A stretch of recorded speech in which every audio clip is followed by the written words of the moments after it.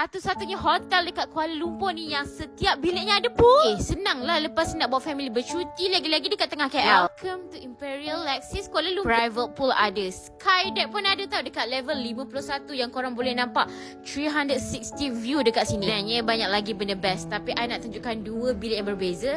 Satu executive pool room dan satu premium pool suite. Kalau you guys nak honeymoon, executive pool room pun dah nice, tapi kalau korang family boleh book yang premium ataupun yang panorama pool suite punya. Untuk toilet, bilik air dan juga dia punya kolam renang lebih kurang sama je mana-mana pun. I tunjuk sikit supaya korang boleh dapat gambaran macam mana dekat dalam ni. Tapi memang bersih, I suka. Kalau TikTok creator Cam tak buat dekat hotel ni, I tak tahu pun kewujudan hotel yang semua biliknya ada pool, which is I sangat suka. Seriously, daripada bilik pun, from this one I boleh nampak tau KLCC. Makan dekat sini sedap, I layan je semua makanan. Lepas habis dinner, kita orang naik kejap dekat gym. Masih boleh masuk tau malam-malam macam ni. Lagi best kalau korang lepak dekat Infinity Pool, dia malam-malam memang view cantik gila. Korang nampak tak KLCC kat belakang tu?